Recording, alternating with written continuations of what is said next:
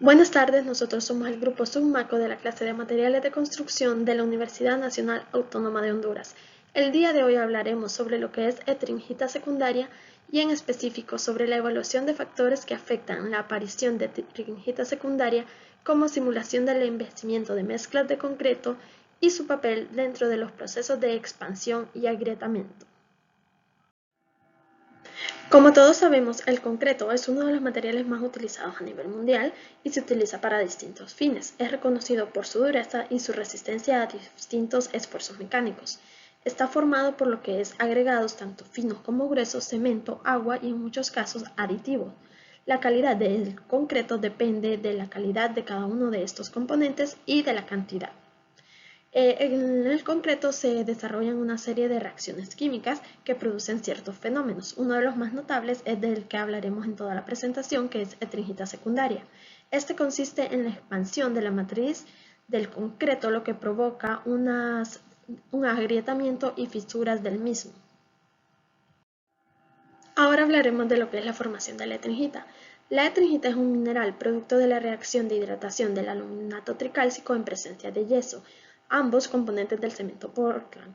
El aluminato tricálcico, denominado también C3A o celita, es uno de los principales componentes del clínker del cemento. Este es el compuesto que reacciona rápidamente con el agua, lo que contribuye a una resistencia temprana del cemento y del hormigón. Esta reacción es conocida como etringita primaria, que la función de esta es darle una plasticidad a la pasta de cemento para poder manipularla y también controlar el tiempo de fraguado. Una vez que en esta reacción se ha consumido por completo el yeso, da lugar a otra nueva reacción conocida como monosulfato, que esta reacción en presencia de altas temperaturas y en ambientes donde existen otros sulfatos da lugar a la etringita secundaria, que es la que provoca problemas de resistencia y durabilidad en el concreto.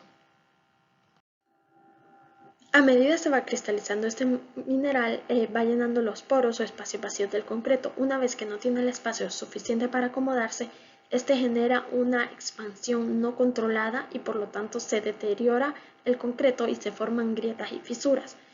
En principio, la etringita es un producto normal de la hidratación del cemento que ocurre en las primeras horas, cuando el cemento entra en contacto con el agua.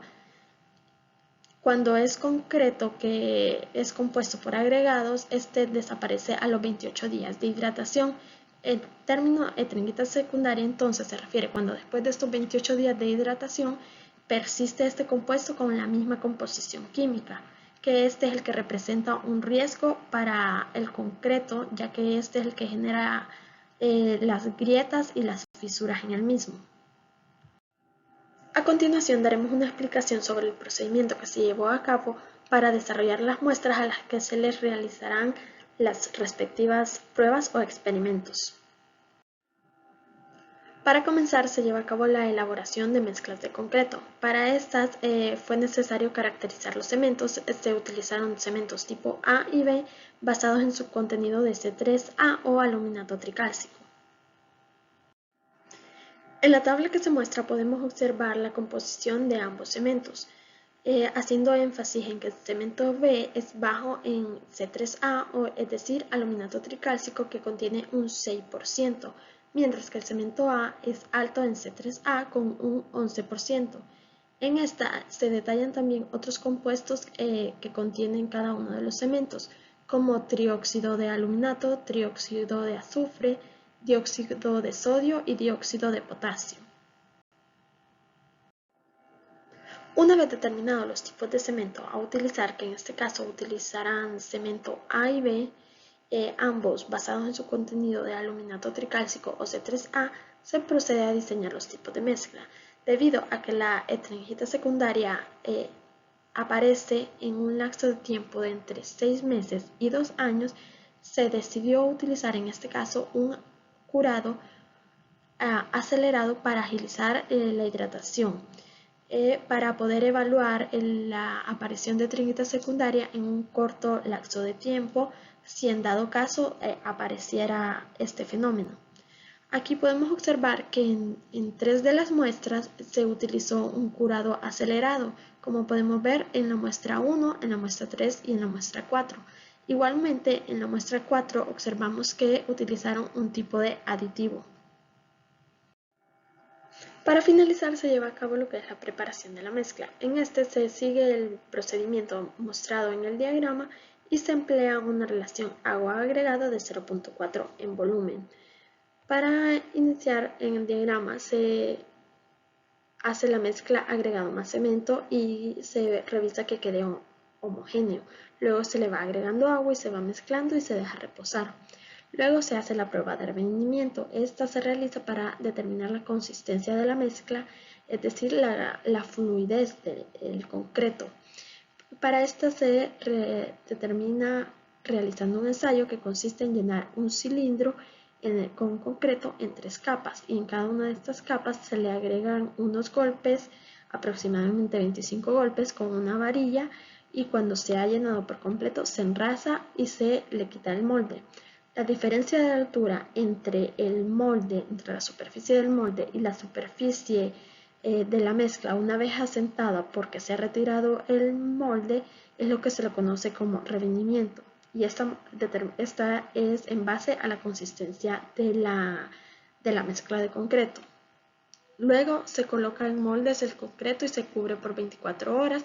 Luego se desmolda y se almacena en tinas de agua destilada. En esta parte también se le agrega el curado acelerado para agilizar el proceso.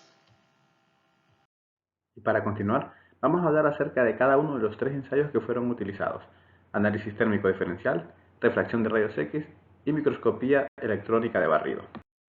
Primeramente, vamos a conocer un poco acerca de lo que es el DTA o análisis térmico diferencial. El análisis térmico diferencial es una técnica en la que se mide las diferencias de temperatura entre una muestra y un material de referencia. Dicho material de referencia debe ser inerte para que no sufra transformaciones a lo largo de la aplicación de la prueba. La temperatura de la muestra está siendo continuamente comparada con la temperatura del material de referencia. Recordemos que ambos están siendo calentados en igualdad de condiciones. Las diferencias de temperatura son registradas en función o de la temperatura o del tiempo, si el aumento de la temperatura es lineal.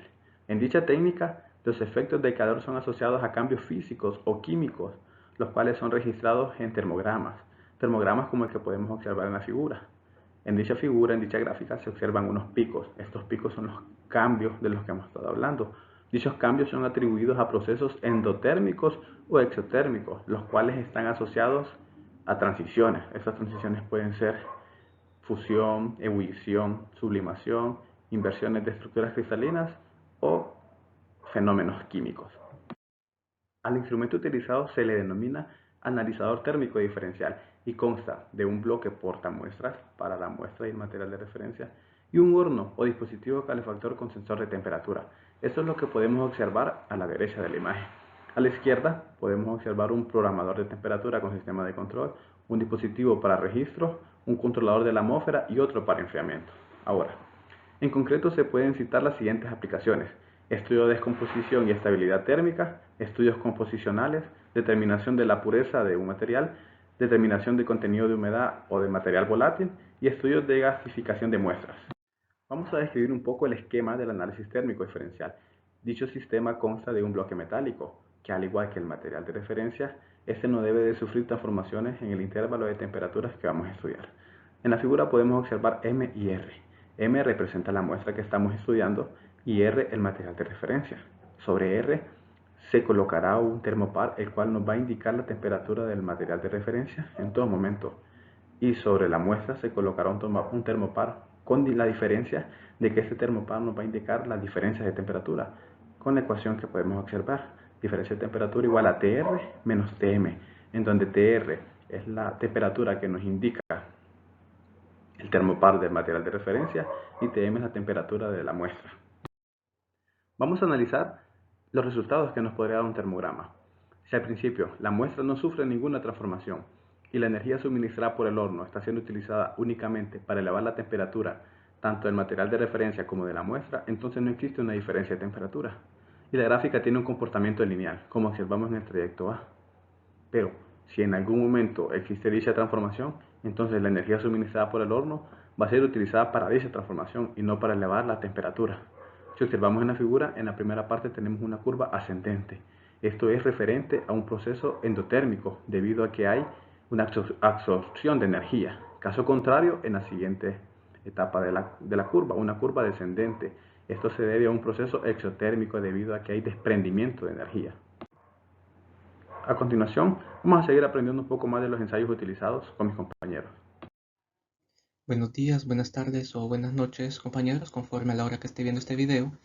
Mi nombre es Degan Munguía y continuaré hablando sobre el método de la difracción de rayos X.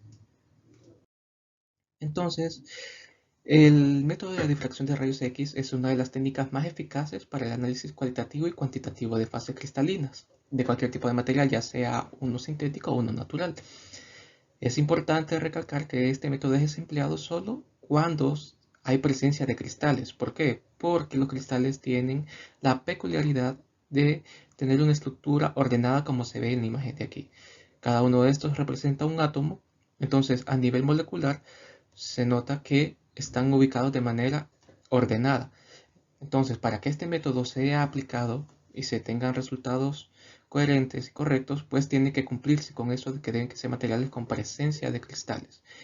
El método consiste en grandes rasgos, pues, a rayos X que son lanzados hacia el elemento que estaría ubicado aquí, la mezcla de concreto, y luego ese rayo X impacta contra uno de estos átomos o con varios de ellos, y pues se ven reflejados o difractados, lo que igual representa la luz rosada de este lugar de aquí.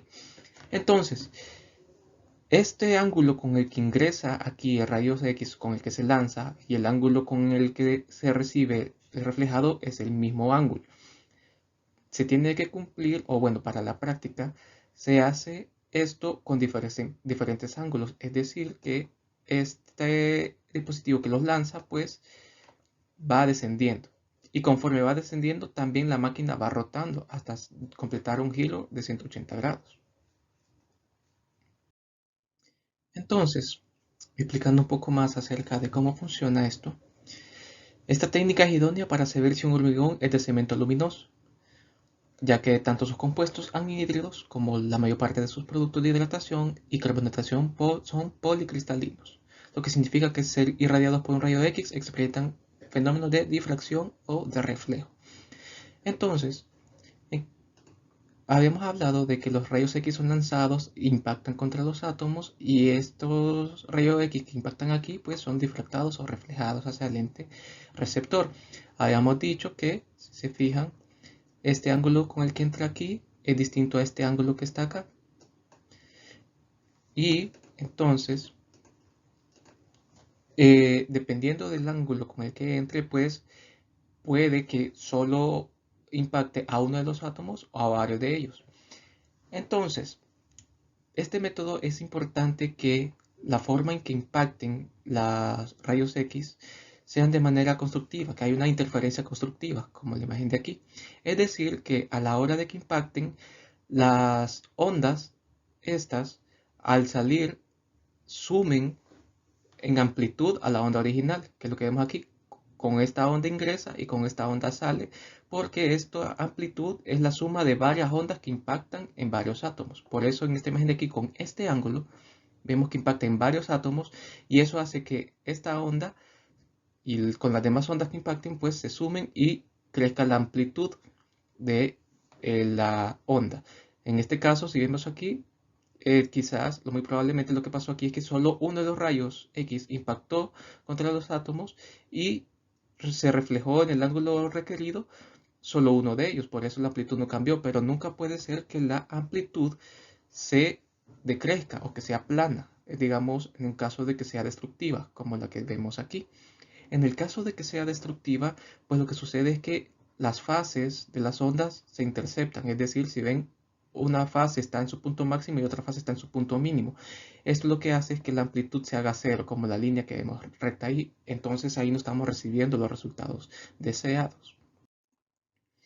Es entonces que aquí, para garantizar de que la interferencia que exista es constructiva, pues se tiene que aplicar la ley de Bragg. lo cual nos dice que los rayos dispersados estarán completamente en fase si esta diferencia de fase es múltiplo de su frecuencia de onda o de longitud de onda. Entonces, vemos que entre cada punto máximo, eso es una longitud de onda que lo representan con el símbolo lambda. Entonces, ¿qué nos dice la ley de Drag? Ok, si se fijan, este rayo X que es lanzado e impacta con este primer plano de átomos, pues se refleja y ingresa y sale o difracta con el mismo ángulo. Ahora, ¿qué pasa con el segundo rayo X que impacta en un segundo plano de átomos? Si se fijan, la longitud de ondas ya total cambia. ¿Por qué? Porque si se fijan, el recorrido de la segunda es más largo. ¿Y cuánto más largo es? Pues es la suma de este cateto FG y GH. Entonces, por geometría, sabemos que estos dos ángulos de aquí son estos mismos de acá. Y nosotros deseamos encontrar estas distancias FG y GH para identificar si esta onda es múltiplo de esta con un número entero. Entonces, si es múltiplo esta onda con esta de acá, entonces quiere decir que se está cumpliendo la ley de Drag. A nivel matemático, pues podemos encontrar el primer cateto FG aplicando el seno del ángulo. Sabemos que es el opuesto sobre la hipotenusa. En nuestro caso sería FG sobre la hipotenusa que es D. Y lo mismo para este otro triángulo de aquí. Sabemos que la hipotenusa sería D y el lado opuesto sería GH. Si sustituimos, habíamos dicho que la ley de Bragg tiene que cumplirse esto, que un número entero multiplicado por la longitud de onda tiene que ser igual a esta distancia de acá. Esto garantiza que las fases estén sincronizadas. Si se fijan aquí, estas líneas verdes que ven aquí coinciden el punto máximo de esta y punto máximo de la que está debajo. Quiere decir que ambas ondas pues van sincronizadas y van a sumar a la amplitud de la frecuencia de onda o va a sumar a la amplitud de la onda. Entonces, aplicando, sustituyendo estos valores de seno de teta aquí, entonces operando nos da que tiene que cumplirse esto, que un número entero multiplicado por la longitud de onda tiene que ser igual a 2 veces la distancia d por el seno del ángulo. Si se cumple esto, entonces ahí está garantizado de que ambas ondas están haciendo una interferencia constructiva y por tanto los datos que vamos a obtener van a ser válidos. Es entonces que una vez que se ha terminado el proceso o durante el proceso, bueno, ok, conforme al ángulo que se va lanzando los rayos X y con el que es el mismo con el que va difractado, entonces va mostrando estos picos, donde esos picos demuestran donde mayor ondas de rayos X impactaron y se reflejaron, haciendo que sumara la amplitud de la onda. Estos son los puntos máximos que se ven aquí. Y hay puntos mínimos porque hay veces que solo puede ser lanzado en uno de sus átomos, reflejado. Entonces, en esta práctica hay algunas ocasiones en las que las señales obtenidas en los difractogramas, que el difractograma es este que está aquí, debido a que los hidratos de cemento son tan débiles que no es posible deducir con certeza la naturaleza del conglomerante. En tal caso, pues se procede a hacer otro tipo de métodos para garantizar la presencia o no del cristal que está en estudio, en nuestro caso la etrinquita secundaria.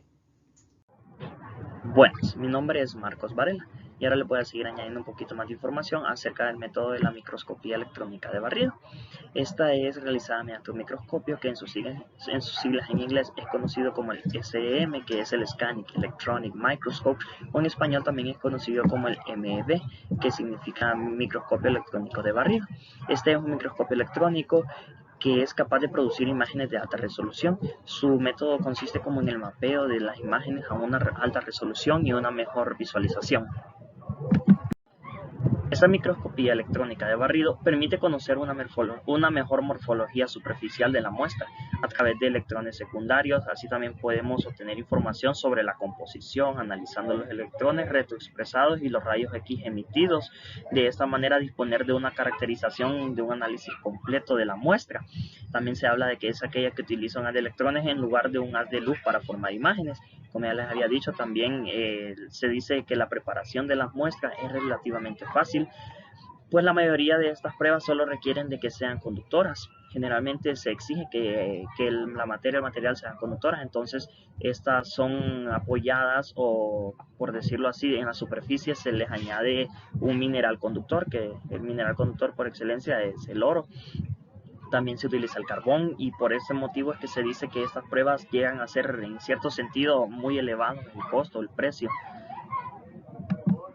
Remontándonos a la historia del microscopio, fue inventado en 1931 por Ed Ruska. Permite una aproximación profunda al mundo atómico, permitiendo obtener imágenes de gran resolución en materiales pétreos, metálicos y orgánicos. Generalmente en esta primera invención de este microscopio tenía el problema de que el material no debía tener un espesor o un grosor muy alto, ¿verdad? Por el motivo de que los electrones o la manera en cómo se analizaba, debía traspasar toda la materia para poder ser analizado. En cambio, con las últimas invenciones, las mejoras que fueron haciendo en esos años siguientes, no hubo mucho lapso de tiempo. Como el material se refracta, entonces no dependía tanto de su grosor, solamente se podía analizar así sin necesidad de tomar en cuenta los tamaños o las dimensiones de estos. Generalmente el microscopio cuenta como con tres partes generales, que es como que el emisor, unas columnas y diferentes lentes electromagnéticos. Ahí podemos ver en la imagen, ¿verdad? El cañón de electrones, por decirlo así, el emisor que emite el haz de electrones. Estos pasan por condensadores o columnas, como son conocidos, y también un sistema de deflexiones, que este es el que permite manipular el haz para poder llevar a cabo el barrido. Los electrones interaccionan con la superficie de la muestra y se generan diferentes señales, señales como ser electrones secundarios, retrodispersados o rayos X. Estos son los que nos ayudan a visualizar de distintas maneras los resultados que se obtengan, ¿verdad? Según la manera en cómo esos se reflejen, capturados por distintos tipos de electrones, ayudando así a ver su composición química superficial y sus formas.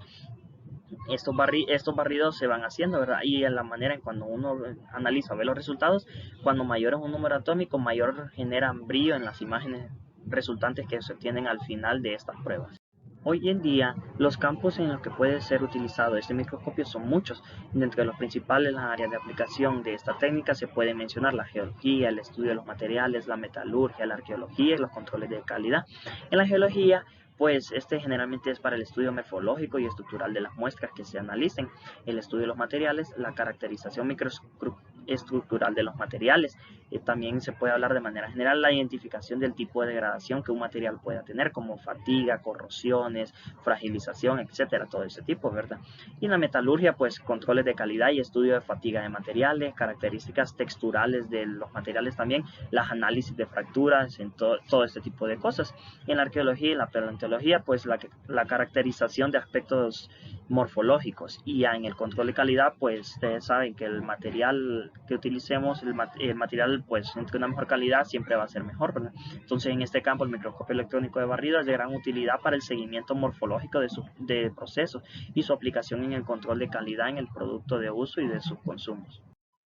Pues como les decía anteriormente, para que se puedan llevar a cabo este tipo de ensayos o prácticas, se requieren algún par de condiciones para el análisis de la muestra, ¿verdad? El primero es que no debe existir o no se debe encontrar humedad en la materia que se va a analizar, y el otro es que sean conductoras. Existen ya materiales o algunas muestras de las que se analizan que sus propias propiedades ya son conductoras, no necesitan ser recubiertas con nada, pero también existen algunos tipos de muestras que son no conductoras, como orgánicas, biológicas, vidrio o polímeros. Esto siempre se necesitará que sean recubiertas con material metálico para lograr su observación. Generalmente es cubierta con oro o con carbono, y cuando esto se requiere hacer un análisis químico. Estas son las condiciones, ¿verdad? Y también ahí podemos ver abajo una imagen donde los tipos de resultados que se obtienen con estos ensayos, ¿verdad? Son imágenes de los electrones ya retrodispersados, los rayos X, los que les mencionaba anteriormente, ¿verdad? Y entonces aquí se pueden ver, ¿verdad? Dependiendo la intensidad o la magnitud que generen estos rayos, pues van a ser los diferentes elementos que componen una muestra. Y podemos ver en la imagen los distintos tipos de elementos, un ejemplo general de cómo funcionan estos ensayos. A continuación, vamos a conocer los resultados obtenidos por los experimentos realizados, los cuales hemos estado estudiando anteriormente. Resultados por análisis térmico diferencial. Según los resultados arrojados por los termogramas, podemos decir que la cantidad de tringita fue incrementándose a lo largo de los meses de estudio, sobre todo en aquellas muestras en donde se utilizó agregado ligero. Recordemos que tanto para el cemento A como para el cemento B se utilizó agregado ligero en las muestras 2, 3 y 4. Caso contrario, en la muestra 1 del cemento B, en donde se puede observar un efecto adverso, con lo que podemos decir que esta está teniendo una cinética de hidratación normal. Aquí podemos ver pues los resultados como por el segundo método de difracción de rayos X. Aquí podemos ver que para la mezcla de concreto B y la mezcla de concreto A, estos son los valores obtenidos. Primero en rojo están marcadas una línea de referencia para un elemento que ya fue estudiado con anterioridad, en el cual existía la presencia de tringita. Se ha determinado que la tringita pues aparece o se ve reflejado en un difractograma en los ángulos 15, 19 y 32. Es entonces en estos ángulos que nos vamos a fijar si existen picos, y de existir picos, pues que sean semejantes a la referencia, quiere decir que sí hay presencia de tringita en el elemento en estudio. Aquí podemos ver en línea rojo lo que hemos dicho, el gráfico patrón. En color azul está el caso de la mezcla sin curado acelerado. Luego está la parte de atrás en verde, pues ya con curado acelerado. En ambos casos, pues vimos que la existencia de tringita en el ángulo 15, 19 y 32, pues sí existen picos, tanto para la mezcla B y la mezcla A. Quiere decir que sí, efectivamente existe tringita secundaria en ambos mezclas de concreto, ya sea cualquiera de los, si fue acelerado o no acelerado la mezcla, pues existe. Con la peculiaridad que no es tan abundante. Si se fijan los picos en esta línea de aquí y aquí que están en naranja, pues no fueron tan altos. Quiere decir que la tringuita está presente, más no tan abundante. En las imágenes de electrones retrodispersados a través de los resultados de la microscopía electrónica de barrido, en el concreto B, podemos concluir o analizar que sí existe presencia de tringita. Es evidente en las distintas edades de análisis. Podemos notar o visualizar en la imagen izquierda la presencia de agujas características de este tipo de situaciones, compuesto de acuerdo con la morfología reportada, y también apoyando en el análisis de dispersión de rayos X que está en el lado derecho para saber la composición elemental de dichos cristales encontrados o visualizados que sobresalen por sobre los demás elementos elementos que componen la muestra. Evaluación de las propiedades mecánicas. Por último, para evaluar el efecto de la tringita sobre las matrices de concreto, se realizaron pruebas mecánicas sobre cada una de las muestras, tales como resistencia a la compresión y resistencia a la tracción. Se pueden observar en las figuras. En la figura 8 podemos observar la resistencia a la compresión del concreto B y en la figura 9 la resistencia a la tracción del concreto A. En dicha figura podemos observar que la resistencia fue incrementándose, por lo que podemos decir que el efecto adverso de la existencia de tringita no se hizo notar de manera evidente. Y para finalizar, las conclusiones. Con la experimentación realizada, se evidenció que la aparición de tringita secundaria en las muestras probadas con el agregado ligero sucedió tal como se sospechaba, pues este es un gran aporte de sulfatos a la matriz. Por otro lado, a pesar de haberse incrementado la cantidad de tringita secundaria en comparación con las fechas predecedoras, no se pudo establecer su efecto adverso en las propiedades mecánicas, pues al contrario, estas se siguieron incrementando. La posible explicación que satisface este hecho es que el agregado, por ser altamente poroso, está actuando como zona de nucleación y crecimiento del compuesto, por lo que al estarse rellenando por las zonas porosas, no se está influenciando hasta este momento la expansión de la matriz. Aunque el método de curado acelerado puede ser efectivo en el desarrollo de los productos de hidratación, no pudo provocar la expansión por productos deleterios en las muestras de concreto, ni siquiera en las muestras de concreto normal. Y con esto le damos fin a nuestra presentación. Muchas gracias y esperamos que haya sido de su agrado.